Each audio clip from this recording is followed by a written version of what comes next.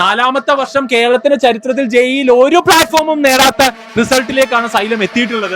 2 റാങ്കുകൾ 6ഉം 7ഉം ഇത്തവണ സൈലത്തിലാണുള്ളത്. കേരള റാങ്ക് 6ഉം 7ഉം കേരളത്തിൽ ഉള്ള പ്ലാറ്റ്ഫോമുകളിൽ മാർക്ക് ക്രൈറ്റീരിയ വെച്ച് മാത്രം എടുത്ത് ആ ടോപ്പേഴ്സിനെ കൊണ്ടുപോയി ജെഇ നിലവാരത്തിൽ ഒന്നും പ്രിപ്പയർ ചെയ്യിക്കാതെ ഓൾ ഇന്ത്യ 100ലോ 200ലോ ഒന്നും എത്താതെ ഓൾ ഇന്ത്യ ടോപ്പർ പോലും അല്ല, ഓൾ ഇന്ത്യ ടോപ്പേഴ്സിലേക്ക് എത്തിക്കേണ്ടതാണ് അവരിപ്പോ പറയുന്നത് ഓൾ ഇന്ത്യ ടോപ്പേഴ്സ് ഇല്ല, പക്ഷെ ഔട്ട് ഓഫ് ഇന്ത്യ ടോപ്പേഴ്സ് ഉണ്ടെന്നൊക്കെ കേൾക്കുന്നു.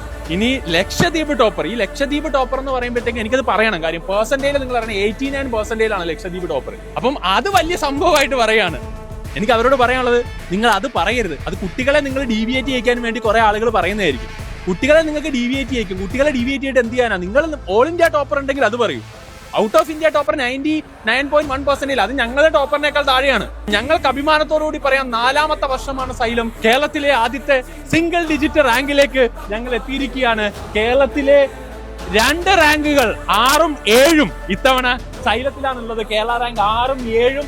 അത്രയും വർഷം കൊണ്ട് ഞങ്ങള് ഒരു മാർക്ക് ക്രൈറ്റീരിയം ഇല്ലാതെ കുട്ടികളെ ഇവിടെ എത്തിച്ചിട്ടുണ്ടെങ്കിൽ ഡെഫിനറ്റ്ലി ഞങ്ങൾക്ക് ഇതിനേക്കാളൊക്കെ ടോപ്പിലേക്ക് എത്താൻ വേണ്ടി പറ്റും. അടുത്ത വർഷം ഈ വരുന്ന അഡ്വാൻസ് എക്സാം ആയിക്കോട്ടെ, അടുത്ത വർഷത്തെ റിസൾട്ട് ആയിക്കോട്ടെ, നിങ്ങൾ കണ്ടോളൂ, സൈലത്തിന്റെ യാത്ര ഞങ്ങൾ തുടങ്ങിയിട്ടേ ഉള്ളൂ.